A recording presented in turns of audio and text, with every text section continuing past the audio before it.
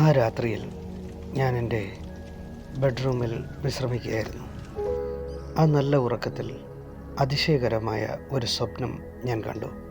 സ്വപ്നത്തിൽ ആഫ്രിക്കയുടെ വലിയൊരു ഭൂപടം, അത് തെക്ക് മുതൽ വടക്ക് വരെയും കിഴക്ക് മുതൽ പടിഞ്ഞാറ് വരെയും കർത്താവായ യേശു ക്രിസ്തുവിൻ്റെ രക്തത്താൽ കഴുകപ്പെടുന്നു. അതോടൊപ്പം ഞാൻ ഇതുവരെയും ഒരു പുരുഷൻ കരഞ്ഞു കേട്ടിട്ടില്ലാത്ത വിധത്തിൽ ഒരു കരച്ചിലും കേട്ടു. ആ ശബ്ദം ഇടിമുഴക്കം പോലെ എൻ്റെ കാതുകളിൽ ഞാൻ കേട്ടുകൊണ്ടിരുന്നു. അത് മറ്റാരുടേതുമല്ല, എൻ്റെ പരിശുദ്ധാത്മാവിൻ്റെ ശബ്ദമായിരുന്നു അത്. ആ ശബ്ദം ഇങ്ങനെ പറഞ്ഞു: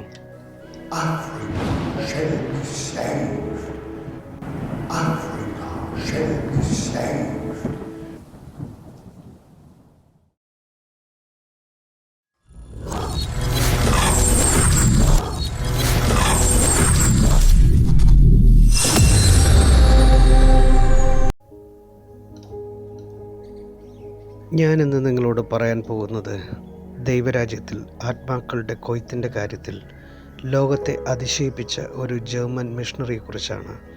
അദ്ദേഹത്തിൻ്റെ പേര് റെയ്നാർഡ് ബോങ്കെ. 1940 ഏപ്രിൽ മാസം 19 ജർമ്മനിയിലെ കനേഴ്സ്ബർഗ് എന്ന പട്ടണത്തിൽ ഒരു സാധാരണ കുടുംബത്തിലെ ഹെർമൻ ബോങ്കെ മെൽഹ ബോങ്കെ ദമ്പതികളുടെ 7 മക്കളിൽ 5-ാമനായി ജനിച്ചു.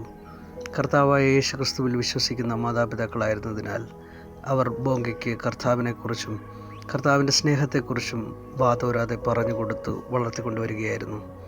തൻ്റെ മാതാവിൽ നിന്നും കേട്ട കർത്താവിൻ്റെ സുവിശേഷം ആ 9 വയസ്സുകാരൻ്റെ മനസ്സിനെ സ്വാധീനിച്ചു. മാനവരാശിക്ക് വേണ്ടി സ്വന്തം ജീവനും പോലും നൽകുവാൻ മടിക്കാത്ത ആ കർത്താവിനെ തൻ്റെ രക്ഷിതാവായി ആ ബാലൻ സ്വീകരിച്ചു. 10-ാം വയസ്സിൽ പരിശുദ്ധാത്മാവിലും തൻ്റെ ശക്തിയിലും നിറയുവാൻ ബോങ്കയ്ക്ക് ഭാഗ്യം ലഭിച്ചു. തൻ്റെ വിദ്യാഭ്യാസ കാലത്തും ബോങ്കെ കർത്താവുമായുള്ള നല്ല ബന്ധം സൂക്ഷിക്കാൻ സമയം കണ്ടെത്തി. ദൈവസഭയുമായുള്ള തൻ്റെ നിരന്തര കൂട്ടായ്മകൾ, ബന്ധങ്ങൾ തൻ്റെ മനസ്സിൽ ഭാവിയിൽ എനിക്കും ഈ കർത്താവിലേക്ക് നശിച്ചുകൊണ്ടിരിക്കുന്ന എല്ലാ ജനങ്ങളെയും നയിക്കണമെന്ന വലിയൊരു ആഗ്രഹത്തെ ജനിപ്പിച്ചു. ആയതിനാൽ വിദ്യാഭ്യാസത്തിന് ശേഷം വെയിൽസിൽ ഒരു ബൈബിൾ സെമിനാരിയിൽ ഉപരിപഠനത്തിനായി ബോങ്കെ കടന്നുപോയി. അവിടെ തിയോളജിയിൽ ബിരുദം നേടി ബോങ്കെ തിരികെ ജർമ്മനിയിലേക്ക് മടങ്ങിയെത്തി. ബോങ്കെ തിരികെ എത്തിയത് സുവിശേഷത്തിൻ്റെ അഗ്നിയെ ചുമക്കുന്ന ഒരു യോദ്ധാവായിട്ടാണ്. അദ്ദേഹത്തിൻ്റെ സമയം നഷ്ടമാക്കാൻ ഒരു താല്പര്യവും അദ്ദേഹത്തിനില്ലായിരുന്നു. ജർമ്മനിയിലെത്തിയ ഉടനെ തൻ്റെ പരിചയത്തിലുള്ള ശുശ്രൂഷകരെയും സുഹൃത്തുക്കളെയും എല്ലാവരെയും യോജിപ്പിച്ചുകൊണ്ട് ബോങ്കെ റൺസ്ബർഗിൽ ഒരു വലിയ മീറ്റിംഗ് ക്രമീകരിച്ചു.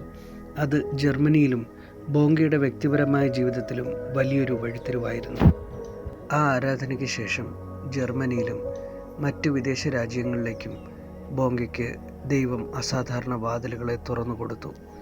ബോങ്കെ പരിശുദ്ധാത്മാവിൻ്റെ അഗ്നിയുടെ അഭിഷേകത്തെക്കുറിച്ച് പോകുന്നിടത്തെല്ലാം ശക്തമായി ശുശ്രൂഷിക്കാൻ ആരംഭിച്ചു. താൻ ഈ വിഷയം പ്രസംഗിച്ച സ്ഥലങ്ങളിലെല്ലാം ദൈവം അസാധാരണമായ അഭിഷേകത്തിൻ്റെ പകർച്ചകൾ വ്യക്തികളിൽ ചെയ്യുന്നത് ബോങ്കെ കണ്ടു. ശുശ്രൂഷയുടെ ആ നാളുകളിൽ ബോങ്കെ ഒരു ഗോസ്പൽ മ്യൂസിക് ഫെസ്റ്റിവലിൽ പങ്കെടുത്തിരുന്നു. തൻ്റെ ജീവിതത്തിലേക്ക് കടന്നു വരുവാൻ ദൈവം പദ്ധതി ഒരുക്കിയിരുന്ന ആ വ്യക്തിയെ ബോങ്കെ അവിടെ വെച്ചാണ് ആദ്യമായി കാണുന്നത്. ആനി സ്യൂൽസ്. അവർ പരിചയപ്പെട്ടു. പിന്നീട് സൗഹൃദത്തിലായി. ആ സൗഹൃദം പ്രണയത്തിലേക്ക് നീണ്ടുപോയി. 1964 ദൈവിക പദ്ധതിയായ വിവാഹത്തിലൂടെ രണ്ടുപേരും കുടുംബജീവിതം ആരംഭിച്ചു.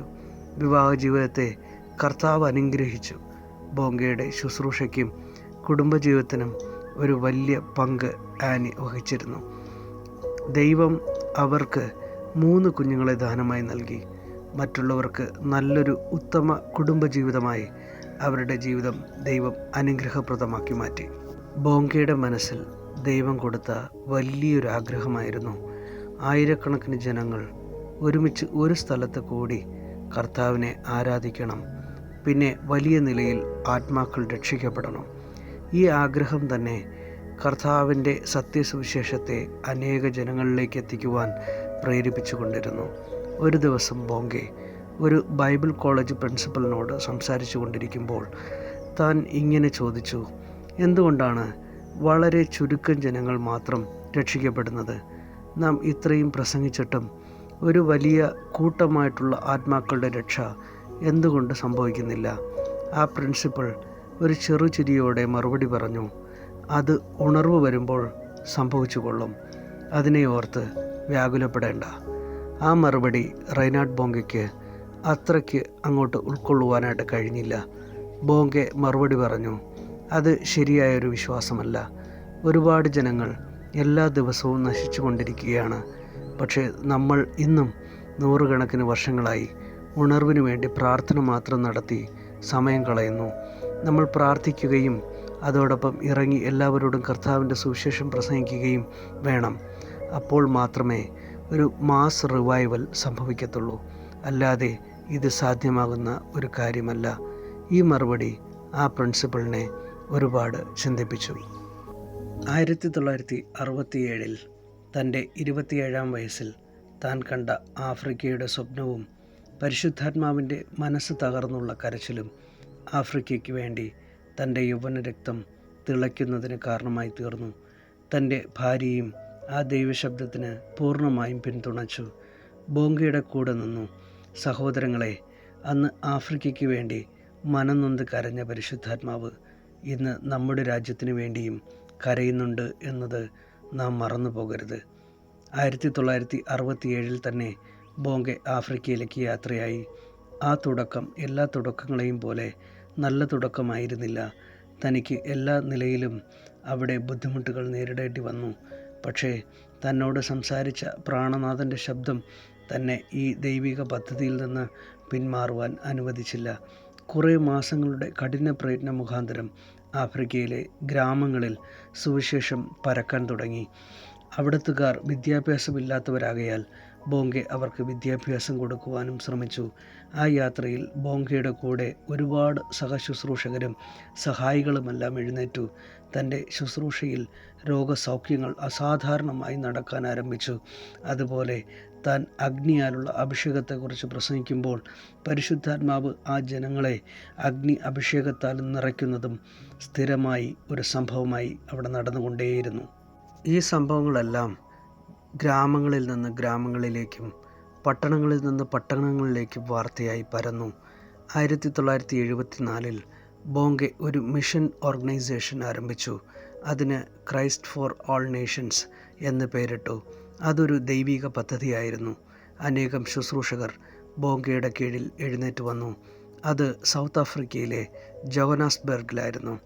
ഇപ്പോൾ നിലവിൽ ഈ ഓർഗനൈസേഷന് 5 ഭൂഖണ്ഡങ്ങളിലായി പ്രവർത്തിച്ചു കൊണ്ടിരിക്കുന്ന 9 ഒഫീഷ്യൽ ഓഫീസുകളുണ്ട്.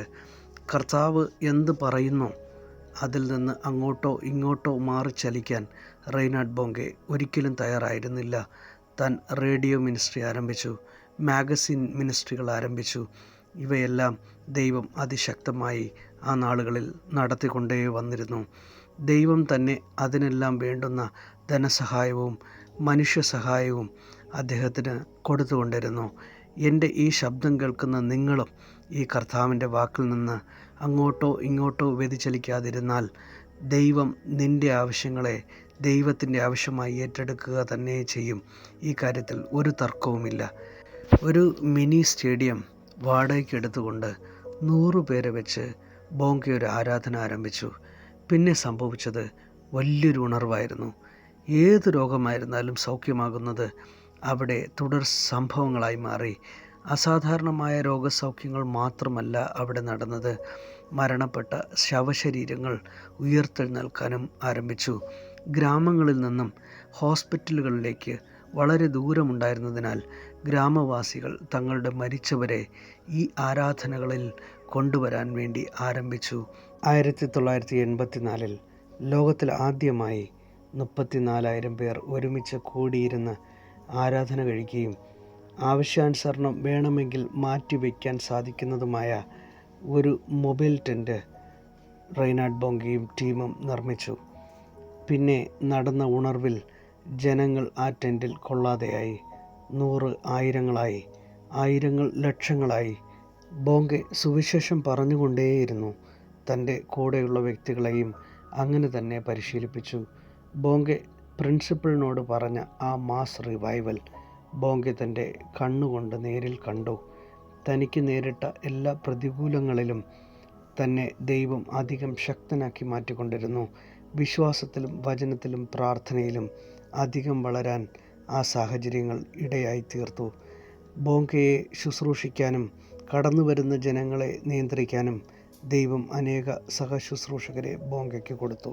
അങ്ങനെയിരിക്കെ 2000-ൽ ആഫ്രിക്കയിൽ നടന്ന ഗോസ്പൽ ക്രൂസേഡിൽ 6 മില്യൺ ആൾക്കാർ വന്നുകൂടുകയുണ്ടായി. ആ ക്രൂസേഡ് 5 ദിവസം രാത്രികളിലായിരുന്നു നടന്നത്. കർത്താവ് തൻ്റെ മിനിസ്ട്രിയെയും അതിൻ്റെ അതിരിനെയും വിസ്താരമാക്കിയത് ബോങ്ക കണ്ടു. അത്ഭുതങ്ങളുടെയും അടയാളങ്ങളുടെയും പരമ്പരകൾ എല്ലാ രാത്രികളിലും തുടർ സംഭവമായിരുന്നു അവിടെ. ദിനപത്രങ്ങളും ന്യൂസ് ചാനലുകളും ഈ ദൈവചലനത്തെ റിപ്പോർട്ട് ചെയ്തു. ലക്ഷക്കണക്കിന് ജനങ്ങൾ ഇരച്ചു കയറുന്ന തിരമാല പോലെ റെയ്നാഡ് ബോങ്ക എന്ന ദൈവപുരുഷൻ്റെ വാക്കുകൾ കേൾക്കാനായി തടിച്ചുകൂടി. ക്രൈസ്റ്റ് ഫോർ ഓൾ നേഷൻസ് ഓർഗനൈസേഷൻ്റെ കണക്കുപ്രകാരം 79 മില്യൺ ആൾക്കാർ ക്രിസ്തുവിനെ ഈ മിനിസ്ട്രി മുഖാന്തരം കർത്താവായും രക്ഷിതാവായും സ്വീകരിച്ചു. ബോങ്ക തൻ്റെ 27-ാം വയസ്സിൽ ദൈവം കൊടുത്ത സ്വപ്നത്തിന് വേണ്ടി ഉറച്ചു നിൽക്കാൻ തയ്യാറായതുകൊണ്ട് കോടിക്കണക്കിന് ജനങ്ങളെ, അതായത് 7 കോടിയിലധികം ജനങ്ങളെ ക്രിസ്തു യേശുവിലേക്ക് നയിക്കുവാൻ ബോങ്കയ്ക്ക് കഴിഞ്ഞു. അങ്ങനെയിരിക്കെ 2016-ൽ റെയ്നാഡ് ബോങ്ക വളരെ പ്രായം ചെന്നവനായി തനിക്ക് നേരത്തേതുപോലെ ദൈവിക ശുശ്രൂഷകളിൽ ആക്റ്റീവായിരിക്കാൻ കഴിയാത്ത വിധത്തിൽ ക്ഷീണിതനായി തീർന്നു. ക്രൈസ്റ്റ് ഫോർ ഓൾ നേഷൻസ് എന്ന മിനിസ്ട്രിയുടെ നേതൃസ്ഥാനം ബോങ്കയുടെ സഹശുശ്രൂഷകനും യുവാവുമായിരുന്ന ഇവാഞ്ചലിസ്റ്റ് ഡാനിയൽ കൊളേൻഡ എന്ന ഒരു വ്യക്തിയെ ദൈവഹിതപ്രകാരം പ്രാർത്ഥിച്ച് പരമേൽപ്പിച്ചു. താൻ പിന്നെ വിശ്രമത്തിലായിരുന്നു തുടർന്നിരുന്നത്. 2019 ഡിസംബർ മാസം 7-ാം തീയതി റെയ്നാഡ് ബോങ്ക താൻ പ്രിയം വച്ച കർത്താവിൻ്റെ സന്നിധിയിലേക്ക് മരണമുഖാന്തരം പ്രവേശിച്ചു. സഹോദരങ്ങളെ, എൻ്റെ ശബ്ദം കേൾക്കുന്ന താങ്കൾ ദൈവത്തിൻ്റെ ഒരു സാധ്യതയാണ്. കോടിക്കണക്കിന് ജനങ്ങളുടെ രക്ഷയ്ക്കായി ദൈവം കണ്ട ഒരു സാധ്യത. നിൻ്റെ ചുറ്റുമുള്ള മറ്റെല്ലാ ശബ്ദങ്ങളെ നീ ശ്രദ്ധിക്കുന്നത് ഒഴിവാക്കിയാൽ നിനക്ക് ഈ പരിശുദ്ധാത്മാവിൻ്റെ ശബ്ദം കേൾക്കുവാനും ദൈവിക പദ്ധതി തിരിച്ചറിയുവാനും സാധിക്കും. അങ്ങനെ താങ്കൾക്ക് സാധിക്കട്ടെ എന്ന് ഞാൻ ആത്മാർത്ഥമായി പ്രാർത്ഥിക്കുന്നു. ഷാലോം.